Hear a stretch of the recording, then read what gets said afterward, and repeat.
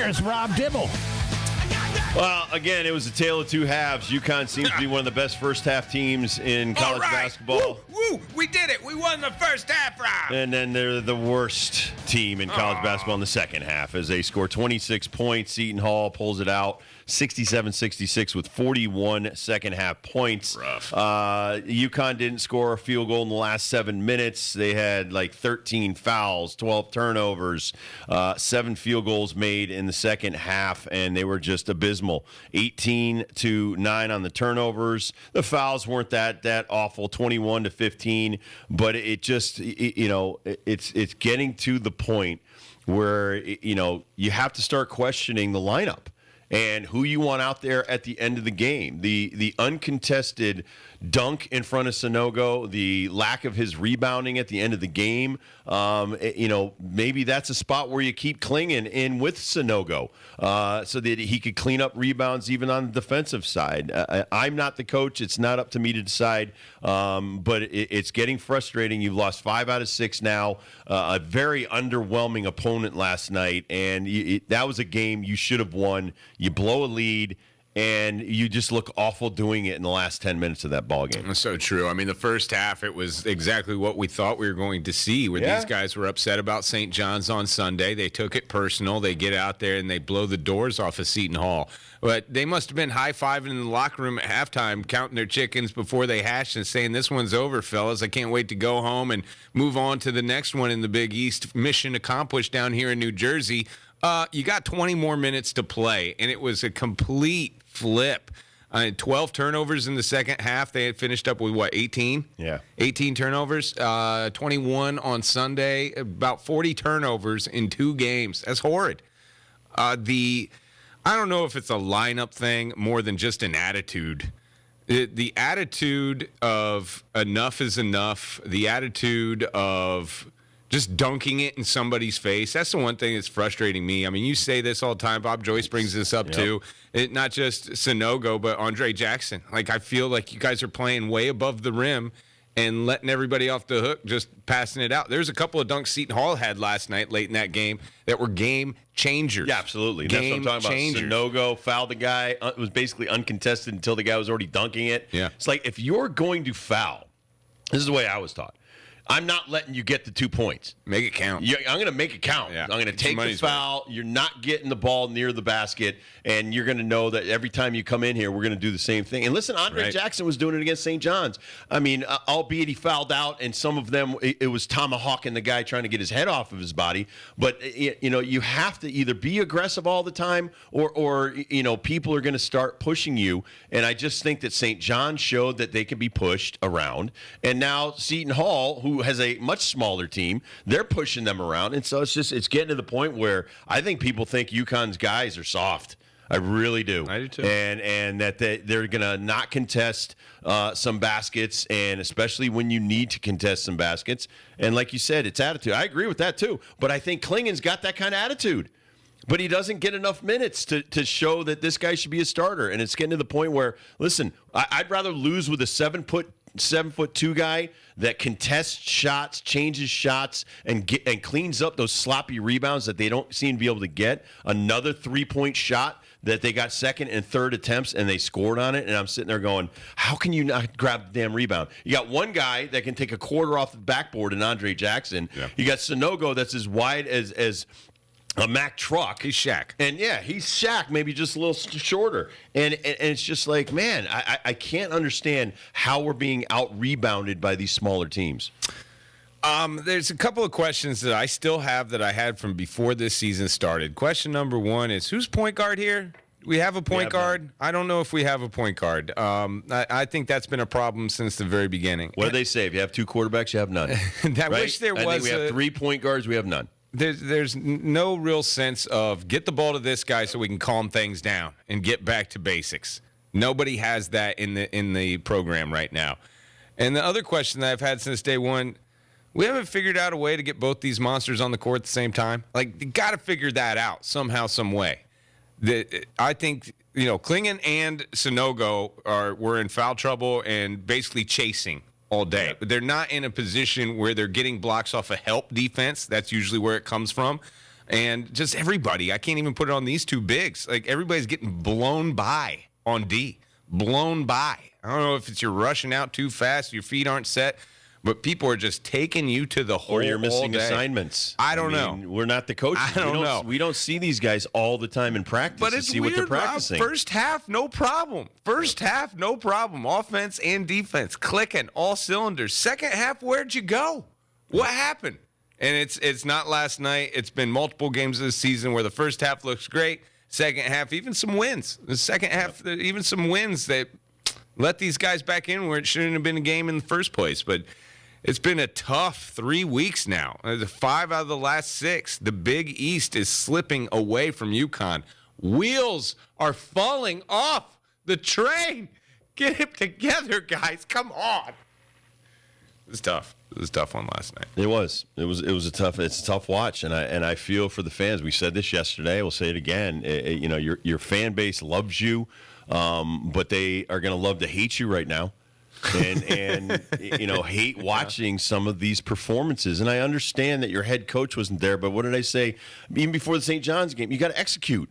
You shouldn't at 20 games into the season need the head coach to tell you everything. This isn't 12U AAU basketball. Right. This isn't rec league basketball. You guys are Division I, 4 national titles.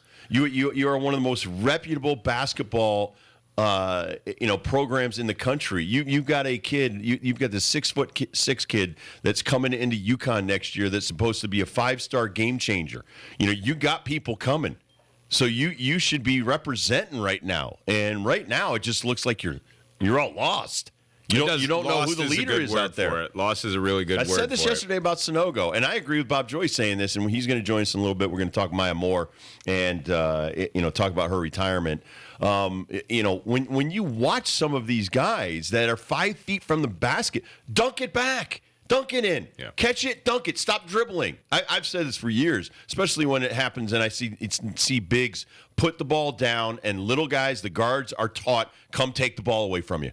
That's their job. That's basketball. So every time Klingon or Sunogo tries to get an extra half step, he traveled a couple times when he's holding the ball. Donnie Marshall, who was doing the color on the game, was basically like, why did you even do that? You use your pivot, turn around, dunk the ball. I mean, that's what they do in the NBA. Watch some NBA games. And it just seems like these guys are mechanical because something that's being taught in practice, you're now carrying it into the game. You're not competing. You have to know the difference between when you're competing in a game and you gotta all that other stuff is great for practice. That's why you work on it in practice. So you don't have to work on it in a game. To me, it just seems like there's some kind of disconnect between the brain and their basketball game right now. One of my favorite 30 for 30s, and not because I'm a Pacer guy, I'm from Indiana, I love Reggie Miller, but I love winning time and just the concept of winning time. And when Reggie and everyone else in that documentary explains the difference between playing the game, the difference between being a great player, and the difference between knowing when winning time is and what you have to do in winning time. The end of games, the last 5 minutes or maybe even longer than that, where you have a lead like we did all day until the final play, you have to have the sense of winning time, whether it's great possessions and getting buckets, twos, or even working it down low to get to the free throw line because you have the lead. I mean, time is your friend here. Or whether it's on defense, forcing them into making difficult shots. They were, what were they, 4 for 21 from 3? Yeah. 4 for, that's 19%. Go ahead. Let them bomb. Go ahead and bomb. You make one, tip my cap. But we're up 7. We're up 10. We're up 17. Blew a 17-point lead last night. Like, there's got to be a sense of winning time. And typically, your point guard has that sense. Yeah. But there's just a lost. Lost is the best word for it, especially in the second half, because I can't say this same commentary for the first 20 minutes. The first 20 minutes was an all-star team. The first 20 minutes was full of all Big East players. The last 20 minutes, a lot of those guys didn't even deserve to be in the conference. Well, and I think there's a lot of communication difference in the two teams. Just even this, they had 6 blocks to our 2. We're usually a block party. But the 8 steals to our 4, That means that guys were helping out and getting down low on Sonogo and Klingon and Jackson and Caravan. And every time our guys are down around the paint in the down by the basket, they're helping out. Yep. They're helping out and they're trying to steal the ball. So I mean, it's just that's what good defense is about. This is what UConn's always been. And Gino Auriemma always stresses this: at the end of the game, you got to find the best players. Hawkins needs to be shooting threes at the end of ball games. Not Andre Jackson. Not even Caravan. Caravan, his time is going to come. But Hawkins is the guy that right now is the guy that's the number one three-point shooter on the team. And so if you're not trying to find him or get him free by working plays, then we're not doing enough. We're not getting our best players opportunities to win ball games. And that's the way I look at it right now. It's like, okay, right now you don't even have your best players playing for UConn women, and they're bombing people. They're scoring all kinds of points different ways because people are freeing them up, and when they're freed up, they execute.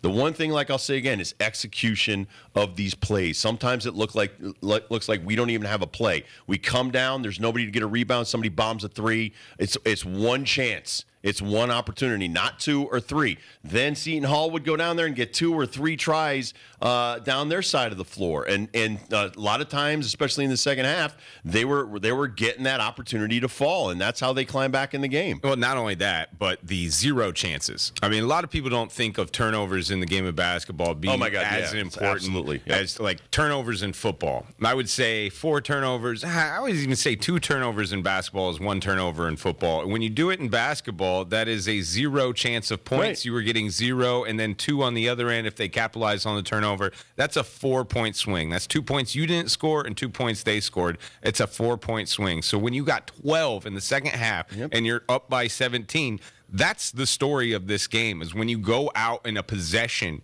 and you don't even get a shot. You don't even get a chance to make the 2 points because you fumbled it away. You go stepped back out the last of bounds. Couple of games, but the last 3-4 games that they've lost, there's been a lot of errant throws where a guy cuts and the throw is going into the stands. And I'm thinking, listen, a great D1 program's not doing that crap. You don't see a lot of teams missing maybe a couple of times a game. But like you just said, 21 turnovers in the last game against St. John's, 18 last night. I mean, you're making the defense not have to work, right, like you said.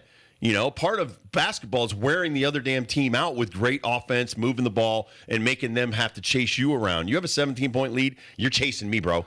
You're chasing me around the court until I wear you out, and then we try to get the best shot possible, not come down with a lead and bomb up a sloppy 3 or make a sloppy pass turnover. I know it was embarrassing, these 2 plays, but the 2 that stick out to me that I want to see more but executed better. The Hassan Diarra brick dunk Sunday. I mean, that was the greatest idea to do that. Now, you got to execute it and make it. Right. When you bricked it, you embarrassed everyone. But when you make that, and it pumps the crowd up. Not only that, but it just shows the other team, I'm challenging you. Yep. When Hawkins went up on a Cook in Georgetown and a Cook blocked him, it still was great because Hawkins went up and challenged a Cook to the rim. We need guys to challenge these other guys at the rim. Sometimes you're going to get blocked, man, and sometimes you might get embarrassed for it. But at least they know that you aren't playing around and you're not shook. Sonogo is worried about getting blocked. He might pump fake a little too extra, put the ball down on the floor. Never seen that before. Andre is in the air above everyone, above the rim, and he's not even thinking about slamming it in somebody's face. He's thinking about kicking it out to Calcaterra or Hawkins. Right. And it needs to be tougher. It needs to be tougher around the rim first and foremost, and then work its way outside to the perimeter defense. Perimeter defense has been great. It really has. They have been locking down some 3-point shooters, but they have been ole to the rim. They have just opened the door, opened the gates to go right to the rack, and everybody's getting scored on at the rim. Let's talk some golf. We got Bob Joyce coming up, and then Brandon Lang next hour. We'll have your handicapping and money management done right coming up at 4:25, 4:30-ish.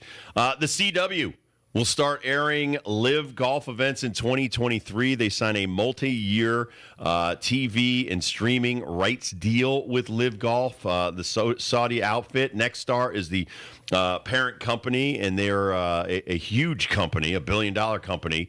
And so the 14 live golf events in 2023. Well, okay, everybody said nobody's going to watch it. They're never going to get a TV deal. Well, now they have a TV deal. And what do you think now? Is it the PGA Tour's move next? I don't know. I think the civil war of golf is just beginning, and this signing is a big deal for just on cable, on American access, easier to find than what it has been. I'm sure production value will probably be a lot better than what you saw last year in the events that were broadcast through YouTube. But the PGA, it's kind of weird because 2 days ago, just got a press release from our friends from the Travelers, is them being one of the exclusive tournaments on tour that's going to pay a record $20 million purse, which is going to be great. And we're probably going to get all of the best PGA players here. That's PGA players, not the LIV players. Those players will still not be coming to Cromwell. And we'll just see, because I think you're right. Like, we said this from the very beginning. One thing this will create is competition, and it will be better for the fans and better for the players. It's going to be tough as far as, splitting your mind up. The one thing that's not going to be good for the fans is not seeing the best of the best compete amongst each other.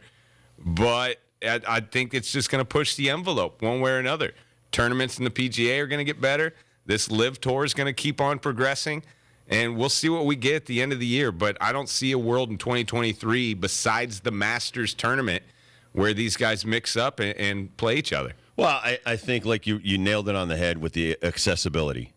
Being able to be seen, now you know 14 times where to go to watch these live tournaments. They're still going to have their own YouTube channel. They're still going to live stream their golfing events. And, Nexstar that just purchased the CW from Warner Brothers Discovery and Paramount last year, they completed the deal. They're very excited about this deal. They want to compete against the biggest networks. So it's basically their partnership is with the fifth largest TV network, which is trying to be bigger and bolder and go where CW never went before. And I just think that, listen, people were saying this 2 years ago. This is never going to work. They're never going to get a TV deal. They're never going to be able to compete and get the biggest stars. Well, they've got the biggest stars.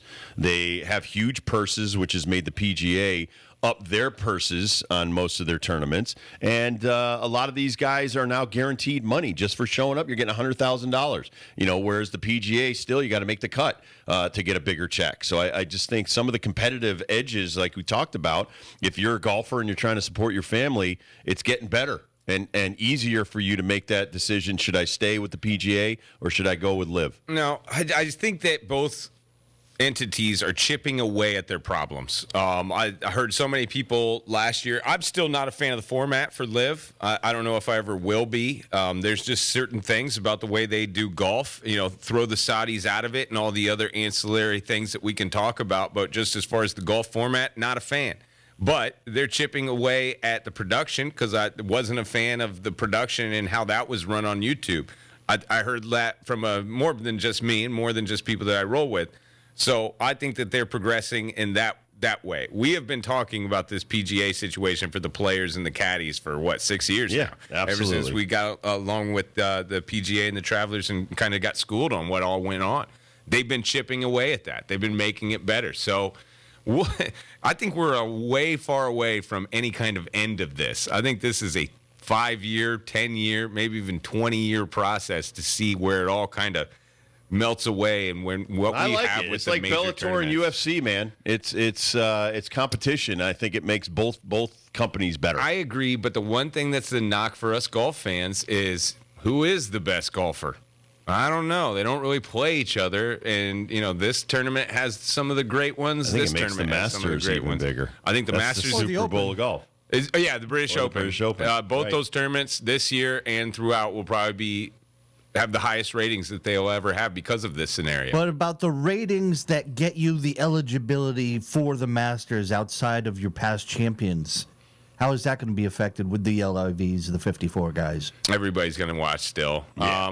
As But far as are world they- rankings, Are they earning rankings? That's the thing. Well, they're working on it. I don't think they give a damn. Right. Honestly, they care more about the $100 million contract than they do if they're That's what ranked. And all of these guys, Dustin Johnson and Brooks, all the DeChambeau, they've all said that they love Liv. They love the way that the format and the way that they're paid and all that kind of stuff. I think they're a lot more comfortable with the people running the show than they were with the PGA. Is being the number one golfer in the world, I don't think it means that much anymore. is it better to be the number one paid? Yeah. Hell yeah. Especially No. when you're talking about your mama and the kids and everybody's Well, especially happy. when, like, there is a FedEx championship, but at the end of that rainbow is a huge pot of gold that we're all but playing for. We've talked about the lower level guys and the guys that are ranked 1,000 and 1,800 and guys like that. They're making a lot more money on Liv, and they were struggling to Right. make ends meet on the PGA Tour. That's where I think the PGA Tour could gain some ground and be better. But there's just no Super Bowl champ. There's nothing that we've been working our whole lives in order to accomplish. The end of the rainbow for a golfer is making as much money as you possibly can so your family and you never have to work again and never have to golf in any tournaments again. Agreed. All right, Bob Joyce is on deck, and he will join us next. We'll talk about the great career of Maya Moore, Uconn, WNBA, the 4 WNBA championships, and her next step in life. And we'll also talk a little bit more about some men's basketball, women's basketball, and men's hockey. Bob Joyce next.